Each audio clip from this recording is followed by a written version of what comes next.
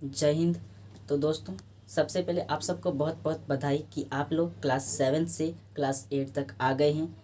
यहाँ से आपको एक नई शुरुआत करनी है, एक नया जो है मुकाम हासिल करने के लिए आपको यहीं से मेहनत करना होगा, क्योंकि अब जो है यहाँ से अब हम लोग का एग्ज़ाम होगा, ठीक है। और इस एग्ज़ाम में जब तक हम लोग पास नहीं होंगे हम लोग आगे के क्लास में नहीं जा पाएंगे, ठीक है कि नहीं है, ठीक है। तो इस साल हम लोग को इतना अच्छे से तैयारी करना है कि हम लोग अच्छे से अच्छे अंक लाएंगे अपने एग्ज़ाम में, ठीक है ना। तो आज से हम लोग अपने एग्ज़ाम के लिए तैयारी स्टार्ट करेंगे। अगर आप क्लास 7th में हैं और अगर आपके स्कूल में एग्ज़ाम नहीं हुआ है तो आप क्लास 8 का फिर भी पढ़ने का स्टार्ट कर दीजिए, क्योंकि क्लास 7th उतना इम्पोर्टेंट नहीं है क्लास 8 के मुकाबले, ठीक है ना। क्योंकि अगर क्लास 8 में हम लोग एग्ज़ाम में अच्छे नंबर नहीं ला पाएंगे या फिर क्लास 8 में पास नहीं हो पाएंगे तो हम लोग को आगे की कक्षा में नहीं जाने दिया जाएगा, ठीक है ना। तो सभी स्टूडेंट को मैं बोल रहा हूँ कि आप लोग क्लास 8 का पढ़ाई स्टार्ट कीजिए। उसके साथ साथ आपको अगर लगता है तो 7th का भी पढ़ाई स्टार्ट रखिए और क्लास 8 का भी स्टार्ट कर दीजिए अभी से, ठीक है ना। तो आज हम लोग पढ़ेंगे क्लास 8 का मैथ चैप्टर नंबर 1 परिमेय संख्याएं। आज से जो है हम लोग स्टार्ट करने वाले हैं अपना सिलेबस को क्लास 8 का, ठीक है। और आज जो पार्ट रहेगा, आज जो लेक्चर है वो इंट्रोडक्शन बेस है, ठीक है ना। आज को हम लोग इस चैप्टर का परिमेय संख्याओं का सिर्फ क्या देखेंगे, इंट्रोडक्शन देखेंगे कि इसमें पूर्ण संख्या क्या होता है, प्राकृतिक संख्या क्या होता है, ऐसे जो है हमारे चैप्टर में ये सब दे रखे, ठीक है ना। तो आज को हम लोग क्या क्या पढ़ेंगे, थोड़ा सा चैप्टर फ्लो देख लेते हैं, ठीक है ना। आज को हम लोग क्या क्या पढ़ेंगे, पहला पढ़ेंगे प्राकृतिक संख्या क्या होता है, ठीक है। पहला क्या पढ़ेंगे, प्राकृतिक संख्या। फिर दूसरा हम लोग पढ़ेंगे कि क्या होता है पूर्ण संख्या, ठीक है। दूसरा क्या पढ़ेंगे, पूर्ण संख्या। फिर तीसरा हम लोग पढ़ेंगे पूर्णांक क्या होता है, ठीक है। तीसरा क्या पढ़ेंगे, पूर्णांक। चौथा जो हम लोग का है वो है, हम लोग चौथा पढ़ेंगे परिमेय संख्या, ठीक है। चौथा क्या पढ़ेंगे, परिमेय संख्या। और पांचवा जो पढ़ने वाले हैं वो है परिमेय संख्याओं के गुणधर्म, ठीक है। परिमेय संख्याओं के गुणधर्म, ठीक है ना। और भी टॉपिक है लेकिन हम लोग आज को ही वो भी टॉपिक जो है वो आज को ही क्लियर करेंगे। बस आपको थोड़ा 5 जो है टॉपिक का आइडिया दे दिया कि हम लोग के चैप्टर में क्या क्या रहने वाला है, ठीक है ना। और पहली और एक जो है इम्पोर्टेंट बात, अगर आपका किसी भी चैप्टर का आप उठा के देख लीजिए, सबसे पहले उसका इंट्रोडक्शन पार्ट ही मेन होता है। अगर आप इंट्रोडक्शन आपका जो है कमज़ोर है, मतलब आप जैसे कि पहला क्लास ही नहीं देखे हैं किसी चैप्टर का, तो आपको वो चैप्टर हो सकता है कि समझ में नहीं आए, चाहे वो कोई भी सब्जेक्ट हो, फिजिक्स हो, बायो हो, केमिस्ट्री हो या फिर मैथ हो, ठीक है। तो आई होप कि आप पहले ये लेक्चर अच्छे से कंप्लीट कर लीजिएगा, ठीक है। तो हम लोग को जो है आज को इतना कुछ पढ़ना है और सारा टॉपिक है जो आते समय पता चल जाएगा। तो फिलहाल मैंने 5 टॉपिक अभी बताया कि यहाँ से हम लोग को पढ़ना है, ठीक है। तो चलिए हम लोग अपने पहला टॉपिक से अपने इस चैप्टर को स्टार्ट करते हैं। तो चलिए अब हम लोग शुरू करते हैं अपना टॉपिक, ठीक है ना। जैसे कि मैंने बोला कि हम लोग को 10 टॉपिक पढ़ना है, जिसमें से मैंने पीछे बताया था कि हम 5 टॉपिक ही मैंने पीछे बताया था, ठीक है। और वो 5 टॉपिक अभी नीचे है, वो आप लोग देख लीजिए। और हम लोग अभी शुरू करेंगे पहला टॉपिक से, ठीक है ना। पहला टॉपिक क्या लिखा हुआ देखिए, पहला टॉपिक है प्राकृतिक संख्या, ठीक है। पहला क्या है, प्राकृतिक संख्या। इंग्लिश में इसको क्या कहते हैं, नेचुरल नंबर, ठीक है ना, नेचुरल नंबर, ठीक है। अब देखिए प्राकृतिक संख्या क्या होता है, ठीक है ना। प्राकृतिक संख्या क्या होता है, देखिए ऐसी संख्या जो 1 से शुरू होती है, ठीक है। देखिए यहाँ पे 1 से शुरू हो रहा है ना, 1 2 3 4 इस तरह जाएगा, इस तरह जाएगा और कहाँ तक जाएगा, अनंत तक चला जाएगा, ठीक है ना। तो उसको क्या कहेंगे, प्राकृतिक संख्या कहते हैं, ठीक है ना। प्राकृतिक संख्या किसे कहते हैं, जो 1 से शुरू होता है, ठीक है ना। तो इसका परिभाषा हम लोग कैसे लिखेंगे, इसका परिभाषा लिखेंगे कि ऐसी संख्या जो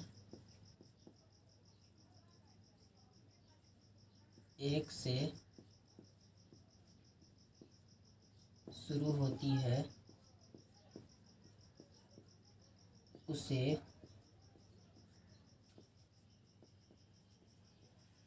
प्राकृतिक संख्या कहते हैं। ठीक है, और ये परिभाषा लिख देने के बाद आपको यहाँ पे फिर नीचे से इसको लिख देना है। ठीक है ना, जैसे मैंने अभी क्या लिखा, परिभाषा, ऐसी संख्या जो एक से शुरू होती है उसे प्राकृतिक संख्या कहते हैं। ठीक है ना, यहाँ पे एक लिख देना इस तरह करके, 1 2 3 4 इस तरह डॉट डॉट कर देना, और कहाँ तक होता है वो, अनंत तक चला जाता है। ठीक है ना, ये सिंबल किसका होता है, अनंत का। ठीक है ना, अनंत का मतलब जहाँ तक संख्या होगा वहाँ तक चला जाएगा। ठीक है ना, तो पहला हम लोग समझ गए प्राकृतिक संख्या क्या होता है। अब हम लोग समझेंगे क्या पूर्ण संख्या क्या होता है। ठीक है ना, दूसरा हम लोग का क्या टॉपिक है, पूर्ण संख्या। एक मिनट, दूसरा टॉपिक क्या है, पूर्ण संख्या। पूर्ण संख्या। अब देखो, पूर्ण संख्या को इंग्लिश में क्या कहते हैं, होल नंबर। ठीक है ना, पूर्ण संख्या को इंग्लिश में क्या कहते हैं, होल नंबर। अब पूर्ण संख्या क्या होता है। ठीक है ना, ऐसी संख्या जो किससे शुरू होगा, जैसे हम लोग देखें प्राकृतिक संख्या किससे शुरू होता है, एक से शुरू हो रहा था, उसी तरह जो पूर्ण संख्या होता है वो जीरो से शुरू हो रहा था। ठीक है ना, पूर्ण संख्या किससे शुरू होगा, जीरो से शुरू होगा, और वो कहाँ तक जाएगा, अनंत तक चला जाएगा। ठीक है, पूर्ण संख्या किससे शुरू होता है, आपको याद रखना। ठीक है, पूर्ण संख्या किससे शुरू होता है, जीरो से। तो इसका परिभाषा कैसे लिखेंगे कि ऐसी संख्या जो शून्य से शुरू होती है उसे पूर्ण संख्या कहते हैं।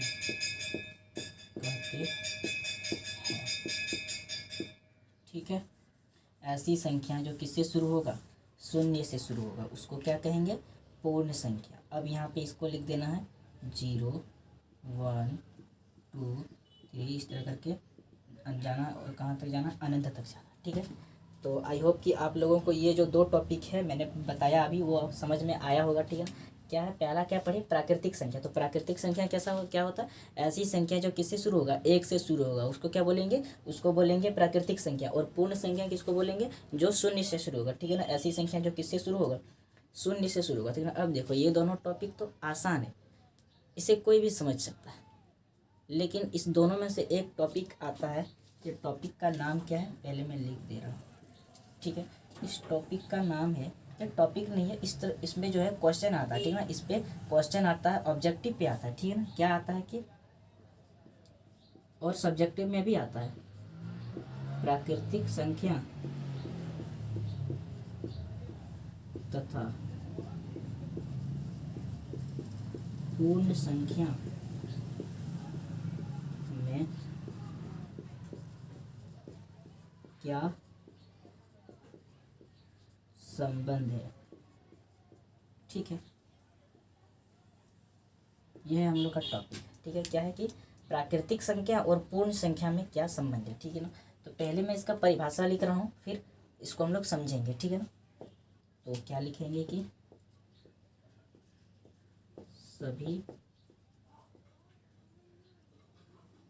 अरे यार एक मिनट, प्राकृतिक संख्या पूर्ण संख्या होती है।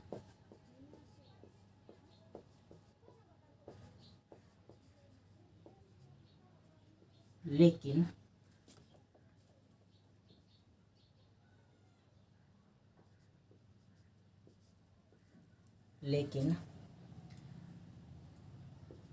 सभी पूर्ण संख्या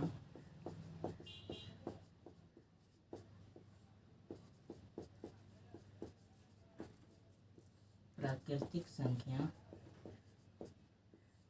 नहीं होती है।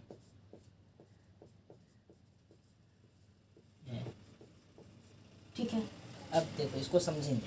क्या लिखा हुआ है कि सभी प्राकृतिक संख्या क्या होता है, पूर्ण संख्या होता है, लेकिन सभी पूर्ण संख्या प्राकृतिक संख्या नहीं होता। अब देखिए हम लोगों ने पढ़ा था कि प्राकृतिक संख्या किससे शुरू होता है, प्राकृतिक संख्या एक से शुरू होता है। ठीक है ना, और जाता है कहाँ तक, अनंत तक जाता है। और पूर्ण संख्या किससे शुरू होता है, पूर्ण संख्या जीरो से शुरू होता है। ठीक है, पूर्ण संख्या किससे शुरू होता है, जीरो से शुरू होता है। अब देखिए यहाँ पे क्या लिखा, सभी प्राकृतिक संख्या क्या है, पूर्ण संख्या है। अब देखो प्राकृतिक संख्या किससे शुरू हो रहा है, 1 2 से। पूर्ण संख्या में ये है कि नहीं, ये है। लेकिन क्या बोल रहा है, लेकिन सभी पूर्ण संख्या प्राकृतिक संख्या नहीं है। सभी पूर्ण संख्या, ये सब क्या, सब पूर्ण संख्या है। प्राकृतिक संख्या सब है, नहीं है। क्यों नहीं, यहाँ पे तो जीरो है, लेकिन यहाँ पे जीरो नहीं है। ठीक है ना। आई होप कि समझ में आया होगा आपको। नहीं आया होगा तो आप एक बार फिर से रिपीट करके देख लीजिए। मैं फिर भी एक बार और रिपीट कर रहा हूँ कि सभी प्राकृतिक संख्या पूर्ण संख्या होती है। सभी प्राकृतिक संख्या है ये, और यहाँ पे जो है सब पूर्ण संख्या। ठीक है ना। यहाँ पे बोला सभी प्राकृतिक संख्या क्या है, पूर्ण संख्या। देखो ये प्राकृतिक संख्या है, यहाँ तो पूर्ण संख्या में भी प्राकृतिक संख्या आ रहा है। ठीक है ना।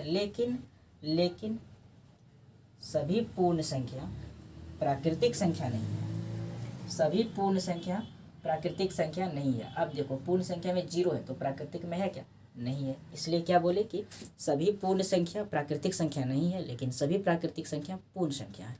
ठीक है। आई होप कि ये समझ में आया होगा। और अब हम लोग पढ़ेंगे इसका नेक्स्ट टॉपिक। ठीक, चलिए अब हम लोग नेक्स्ट पॉइंट पढ़ते हैं। नेक्स्ट टॉपिक क्या है, नेक्स्ट टॉपिक है पूर्णांक।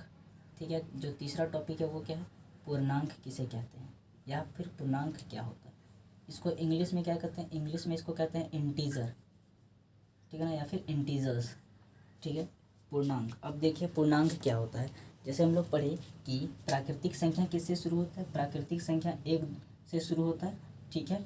और पूर्ण संख्या 0 से शुरू होता है। ठीक है। पूर्ण संख्या किससे शुरू होता है, 0 से शुरू होता है। उसी तरह जो पूर्णांक होता है, पूर्णांक किसी से शुरू नहीं होता। ठीक है ना। आप किसी को कोई भी संख्या उठा लीजिए, वो क्या है, वो एक पूर्णांक है। ठीक है। कोई भी संख्या उठा लो, वो क्या होगा, एक पूर्णांक होगा। ठीक है। चाहे वो प्लस में हो, चाहे वो माइनस में हो। ठीक है।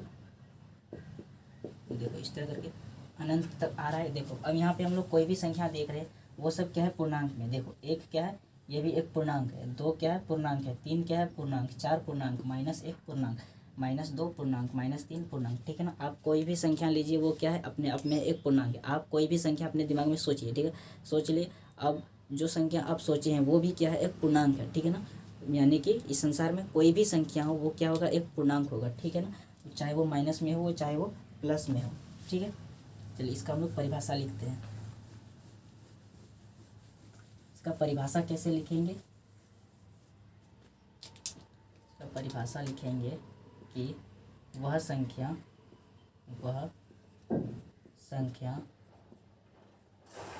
जो, सॉरी 1 मिनट, हाँ,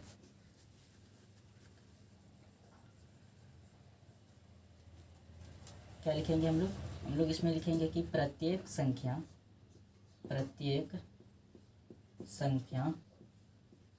पूर्णांक होती है। ठीक है ना। क्या लिखेंगे कि प्रत्येक संख्या पूर्णांक होती है।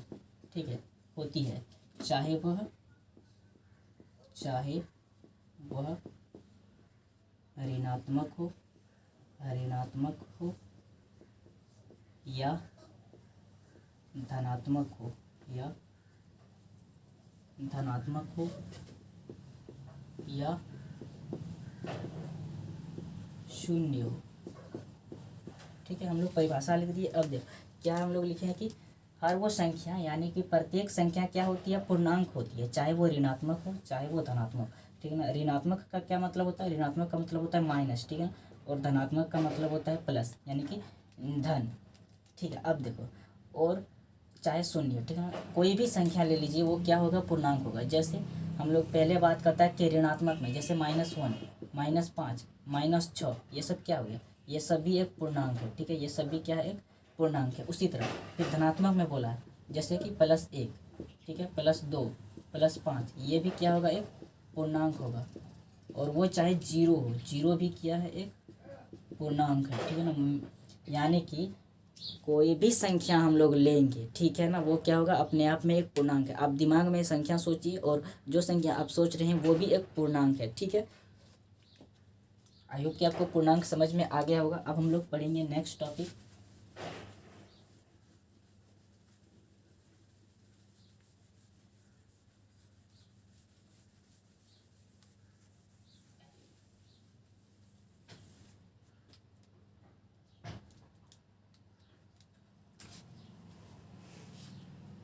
नेक्स्ट है हम लोग का परिमेय संख्या, ठीक है।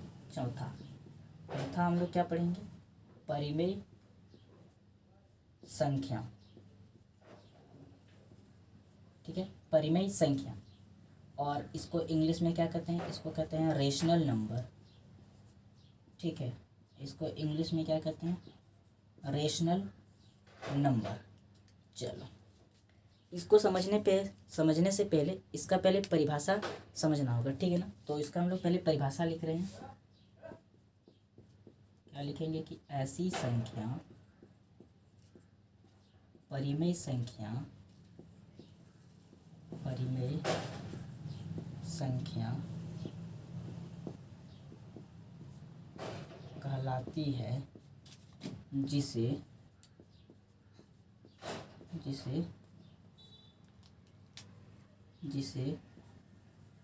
P/Q के रूप में लिखा जा सकता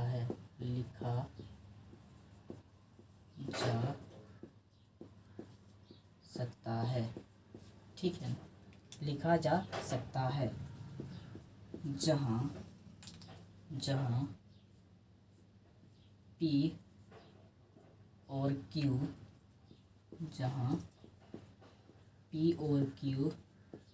एक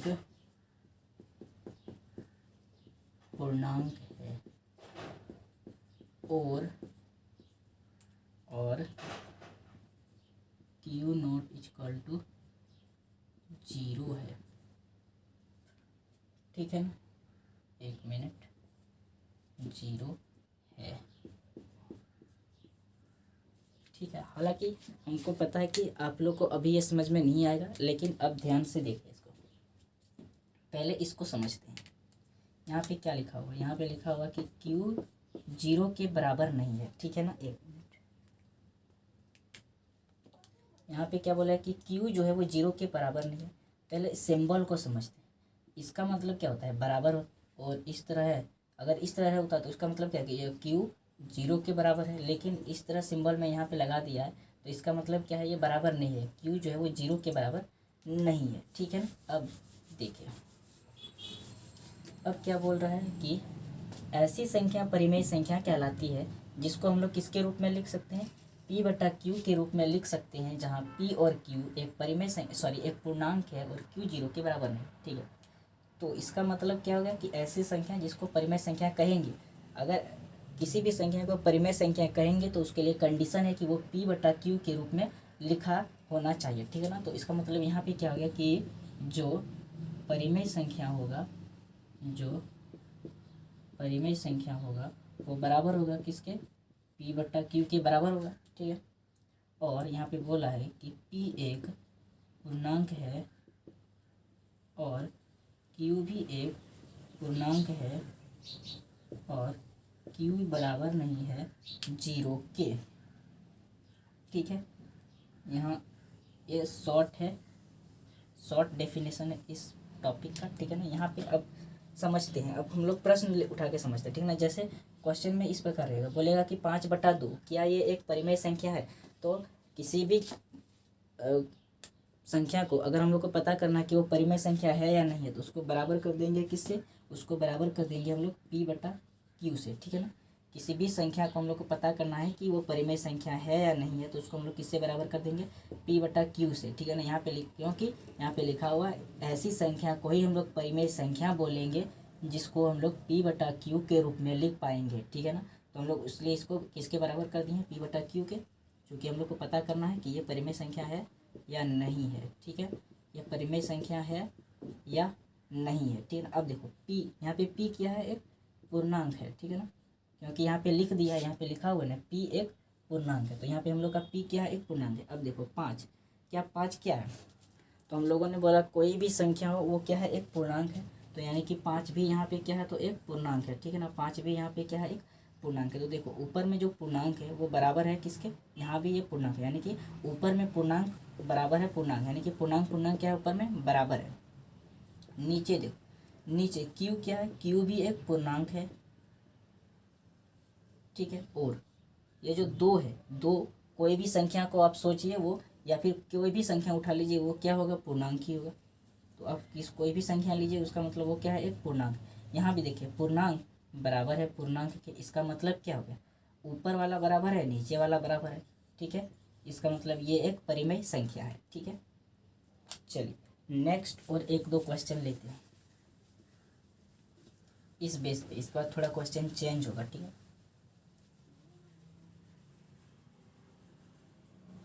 अब देखो फिर हम लोग लेते हैं 5/9।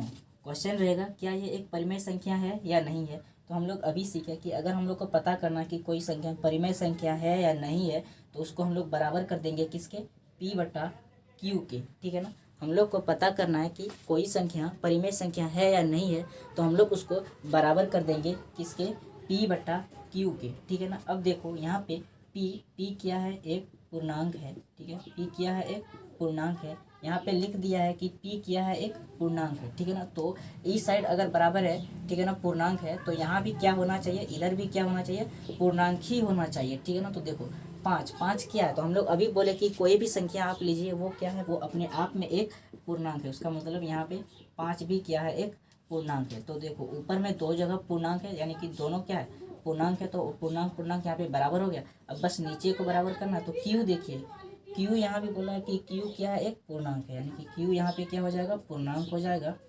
और ये जो 9 है, तो हम लोग अभी बात किए कि कोई भी संख्या उठा लीजिए वो अपने आप में क्या है, एक पूर्णांक है, ठीक है ना। अब देखिए यहाँ पे पूर्णांक और यहाँ पे पूर्णांक, ये दोनों क्या है, बराबर है। इधर भी पूर्णांक है, इधर भी पूर्णांक है, ठीक है ना। तो नीचे पूर्णांक पूर्णांक है, ऊपर में भी पूर्णांक पूर्णांक है। इसका मतलब ये क्या है, ये एक परिमेय संख्या, ठीक है। दूसरा लेते हैं, जैसे हम लोग लेंगे क्या, 10/8 लेंगे। बोलेगा क्वेश्चन में क्या ये एक परिमेय संख्या है, तो हम लोग को पता करना है ये परिमेय संख्या है या नहीं है। तो हम लोग इसको बराबर कर देंगे किसके, P/Q के। और ठीक है ना। अब देखो P क्या है, एक पूर्णांक है, तो इधर चूंकि पूर्णांक है तो इधर भी क्या होना चाहिए, पूर्णांक होना चाहिए। तो यहाँ पे 10 क्या है, 10 भी एक पूर्णांक है। Q यहाँ पे क्या है, देखो Q एक पूर्णांक है, तो इधर पूर्णांक है तो इधर भी पूर्णांक होना चाहिए। 8 क्या है, एक पूर्णांक है, यानी कि पूर्णांक पूर्णांक बराबर है, पूर्णांक पूर्णांक बराबर है। इसका मतलब ये एक परिमेय संख्या है, ठीक है। आई होप समझ में आया होगा। अब क्वेश्चन किस प्रकार से चेंज करेगा वो जरा से देखिए। आपको क्वेश्चन 90% चांस है कि इस तरह का क्वेश्चन आप लोगों को नहीं देगा, ठीक है ना। क्वेश्चन थोड़ा सा घुमा के देगा।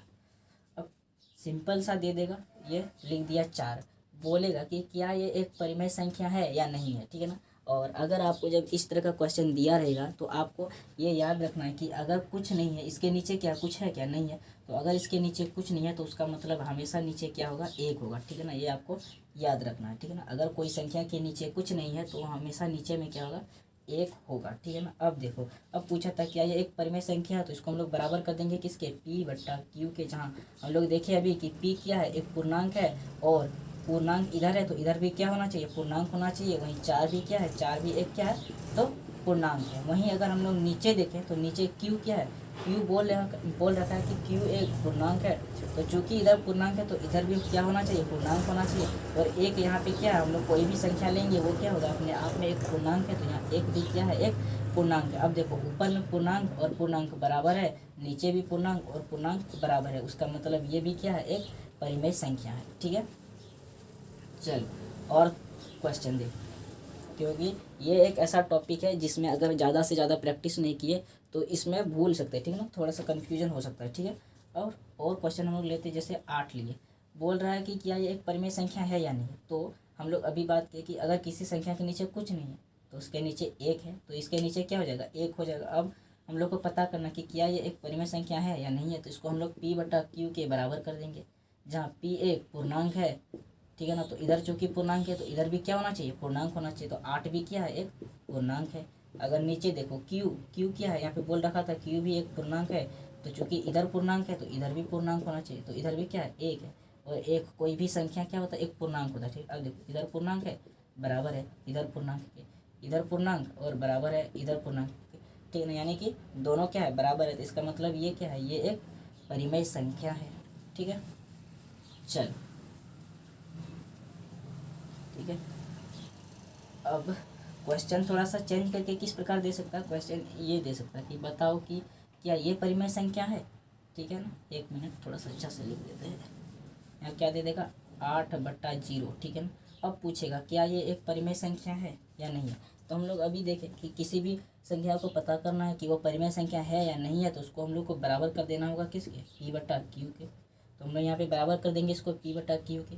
जहाँ पे क्या बात की था कि P क्या है, एक पूर्णांक है, तो यहाँ पे P क्या है, एक पूर्णांक है। यहाँ पे पहले बता दिया कि P एक क्या पूर्णांक है। वहीं अगर ये पूर्णांक है तो इधर भी क्या होना चाहिए, पूर्णांक होना चाहिए। तो इधर भी एक पूर्णांक है, क्योंकि कोई भी संख्या लो वो क्या होता है, एक पूर्णांक ही होता है। अब देखो Q क्या है, एक पूर्णांक है, क्योंकि यहाँ पे लिख दिया है Q एक पूर्णांक है।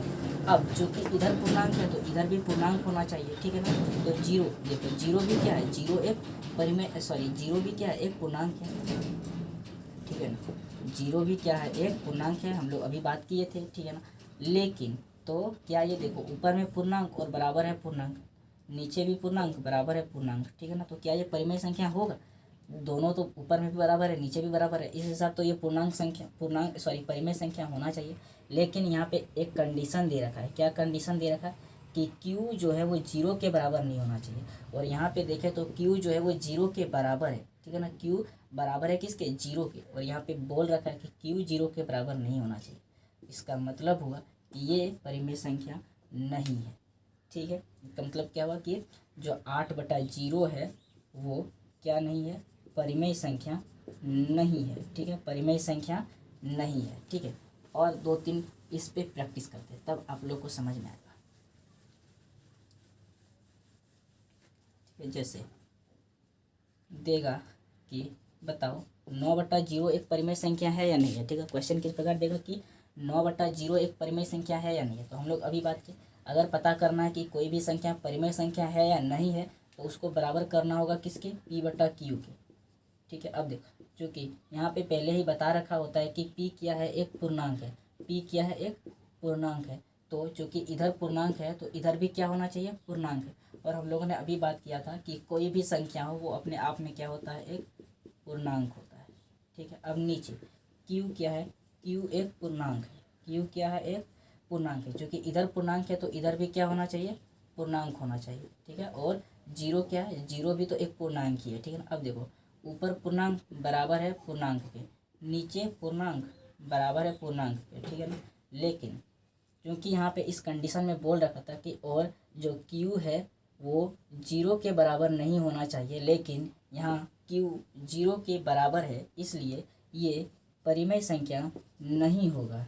ठीक है, इसलिए ये क्या नहीं होगा, परिमेय संख्या ये नहीं होगा। इसलिए ये परिमेय संख्या नहीं होगा, क्योंकि यहाँ पे Q बराबर है जीरो के, इसलिए ये परिमेय संख्या नहीं है।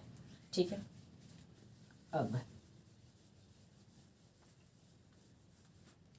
क्वेश्चन देगा क्या ये परिमेय संख्या है। अब बताओ क्या ये परिमेय संख्या है, 0/7 क्या ये परिमेय संख्या है।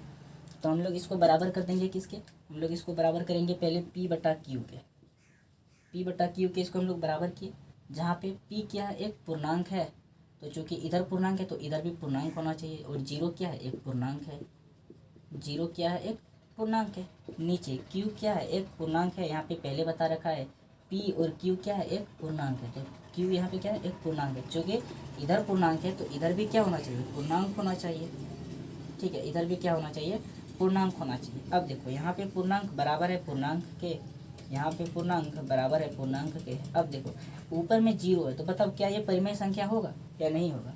ठीक है ना, तो एक बार अगर आप परिभाषा को ध्यान से पढ़ें कि ऐसी संख्या परिमेय संख्या कहलाएगा जिसको हम लोग P/Q के रूप में व्यक्त किए हैं। ठीक है ना, तो हम लोग तो इसको P/Q के रूप में व्यक्त कर दिया यहाँ पे। ठीक है, जहाँ P और Q एक पूर्णांक है, हम लोग यहाँ पे लिखे हुए कि P और Q एक पूर्णांक है, और Q बराबर नहीं होना चाहिए जीरो के। क्या नहीं होना चाहिए, Q बराबर नहीं होना चाहिए जीरो के। तो यहाँ पे Q बराबर है क्या, जीरो के नहीं है। उसका मतलब ये क्या है, एक परिमेय संख्या है। ठीक है ना, इसका मतलब हुआ ये क्या है, एक परिमेय संख्या है। ऊपर बराबर हो जीरो के तो कोई बात नहीं, बिकॉज P लिखा हुआ क्या, देखो ये P है, और यहाँ पे क्या है, P जो है वो है बराबर है जीरो के। तो यहाँ पे बोला कि कहीं P बराबर नहीं होना चाहिए जीरो के, कहीं नहीं लिखा। इसका मतलब P बराबर जीरो होगा तो कोई बात नहीं, बस Q जीरो के बराबर नहीं होना चाहिए। ठीक है, तो इसका मतलब ये क्या होगा, एक परिमेय संख्या होगा। ठीक है, अब देखो ठीक है, एक दो क्वेश्चन है इस प्रकार पूछा जा सकता है, उसको प्रैक्टिस करने के लिए थोड़ा सा जगह चाहिए, इसलिए मैं इसको मिटा रहा हूँ। ठीक है, अब क्वेश्चन देगा कि क्या बताओ ये एक परिमेय संख्या है, √3, क्या ये एक परिमेय संख्या है, ठीक है ना। और ठीक है, √3, √4, √9, √49, √13, सॉरी 15 लिख लेते हैं हम लोग, कोई बात नहीं। अब पूछेगा कि बताओ क्या ये एक परिमेय संख्या है, तो आप लोग पहले पढ़े, आप लोग के दिमाग में ये चल रहा होगा कि इसके नीचे कुछ नहीं है तो इसके नीचे 1 लिख देंगे और इसको P/Q के बराबर कर देंगे, और दोनों पूर्णांक है, इधर भी और उधर भी पूर्णांक है, उसका मतलब ये एक परिमेय संख्या है। लेकिन ये टेक्निक यहाँ पे क्या हो जाएगा, ये गलत हो जाएगा। ठीक है, अगर रूट वाला रहेगा तो उसके नीचे 1 लगाने से भी कोई फ़ायदा नहीं है, ठीक है ना।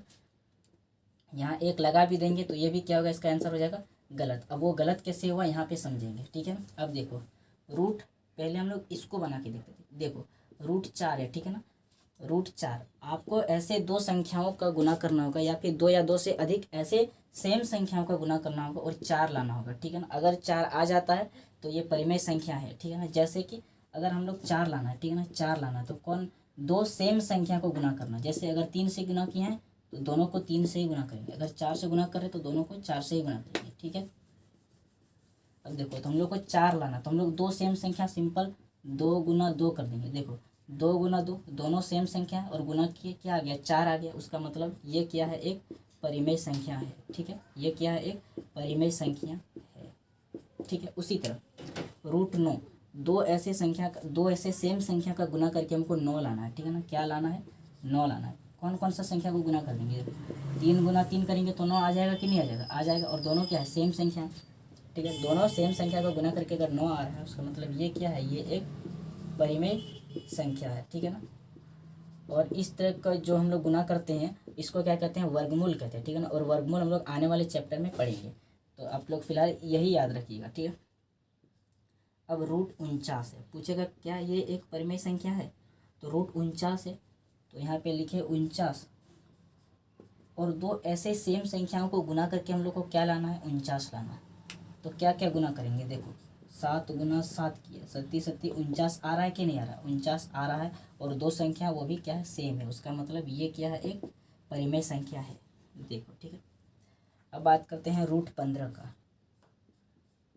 √15, 2 ऐसे सेम संख्याओं को गुना करना है और √15 लाना है। क्या कोई 2 ऐसा संख्या है जिसको सेम संख्या है जिसको अगर हम लोग गुना करेंगे तो √15 है। जैसे अगर हम लोग 2 गुना 2 करते हैं तो क्या आता है, 4 आता है। 3 गुना 3 करते हैं तो कितना आता है, 9 आता है।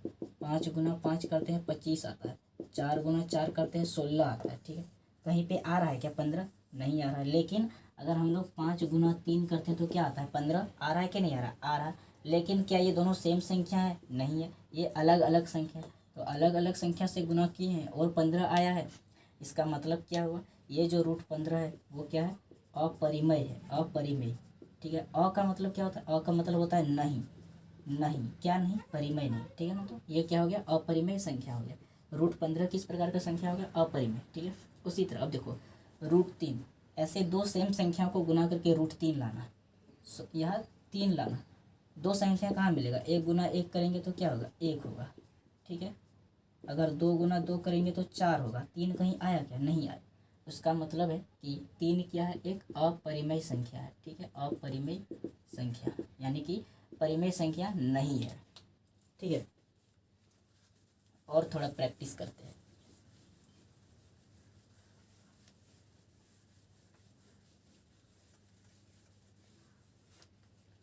जैसे √8, √10, √16, √25। अब आप लोग को बताना है कि इनमें से कौन संख्या परिमेय है और कौन सा संख्या अपरिमेय है। बताना है कि कौन परिमेय संख्या है और कौन अपरिमेय संख्या है। तो कैसे पता करेंगे, अब देखो यहाँ पे क्या है, √8 है, ठीक है ना। √8 है तो हम लोग यहाँ पे 8 लिखे बराबर। तो ऐसे 2 सेम संख्याओं को गुना करके हम लोग को क्या लाना है, 8 लाना है, ठीक है ना, 8। अब देखो अगर हम लोग 2 गुना 2 करेंगे तो कितना आएगा, 4 आएगा। 3 गुना 3 करेंगे तो कितना आएगा, 9 आएगा, ठीक है ना। 4 गुना 4 करेंगे तो कितना आएगा, 16 आएगा। 5 गुना 5 करेंगे तो कितना आएगा, 25 आएगा। कहीं पर भी 8 आ रहा है क्या, ऐसे दो संख्या को गुना करेंगे, सेम दो संख्या, तो 8 आ रहा है क्या? नहीं आ रहा है। लेकिन अगर हम लोग 4 गुना 2 करते हैं तो 8 आ रहा है, और ये दोनों क्या है? सेम संख्या है? नहीं है, और गुना करने पर 8 आ रहा है। उसका मतलब ये क्या है? ये एक अपरिमेय संख्या है। उसका मतलब ये क्या है? ये एक अपरिमेय संख्या है। ठीक है। उसी तरह √16, दो ऐसे संख्याओं को, सेम संख्या को गुना करके हम लोग को क्या लाना है? 16 लाना। तो यहाँ पे देखो हमने अभी गुना करके लाया था ना 16, दो, ये देखो दो संख्या है और वो क्या था? सेम संख्या। तो दो सेम संख्या को गुना करके 16 आ रहा है, उसका मतलब ये क्या है? एक परिमेय संख्या है, परिमेय संख्या है। ठीक है ना। उसी तरह इसको देखो, रूट क्या है यहाँ पे? 16 है। √16, √16 यहाँ पे 2 बार लिख दिए हैं, इसलिए एक वो काट देते हैं। ठीक है। अब √25 है, बताना है कि ये परिमेय संख्या है या अपरिमेय संख्या है। तो हम लोग यहाँ पे पहले 25 लिखेंगे और बराबर करेंगे, ऐसे दो सेम संख्या को गुना करके हम लोग को 25 लाना। क्या 5 गुना 5 करके 25 नहीं आएगा? 5 5 25 आ रहा है? नहीं आ रहा है? दो संख्या सेम है और 25 आ रहा है, उसका मतलब है ये एक परिमेय संख्या है। ठीक है। और इस टॉपिक से, ये परिमेय संख्या से जिस प्रकार से प्रश्न पूछ सकता था, मैंने आपको उस प्रकार से बताया। और ये आज को टॉपिक ख़त्म नहीं होगा क्योंकि ये बहुत लेंदी हो जाएगा, इसलिए हम इसका इंट्रोडक्शन का पार्ट टू में जो है इसको बता देंगे। ठीक है ना। और अभी तक अगर आप हमारे टेलीग्राम चैनल में नहीं जुड़े हैं, जिसमें हमारे 2 चैनल है, एक मेन चैनल है जिसपे मैं जो भी आपको बता रहा हूँ उसका नोट्स जो है टेलीग्राम चैनल पे आपको मिल जाएगा। ठीक है। और टेलीग्राम चैनल पे और एक चैनल है डाउट ग्रुप, अगर आपको कुछ भी डाउट होता तो आप वहाँ से जाके पूछ सकते हैं डाउट। ठीक है। तो अगर आप नहीं जुड़े हैं तो नीचे कमेंट बॉक्स में लिंक है और डिस्क्रिप्शन में भी लिंक है, तो आप जाइए वहाँ से जाके जुड़ जाइए हमारे टेलीग्राम चैनल पे, और आपको नोट्स पाइए वहाँ से। और कुछ भी परेशानी है तो आप डाउट है तो आप पूछ सकते हैं। ठीक है ना। तो मिलते हैं इसके कल में, इसके पार्ट 2, जो यहाँ से हम लोग परिमेय संख्या हम लोग का कंप्लीट हो गया। कल को हम लोग पढ़ेंगे क्या? परिमेय संख्याओं के गुणधर्म। ठीक है। और ये पार्ट 2 में मिलेगा। ठीक है। तो जय हिंद, बाय बाय।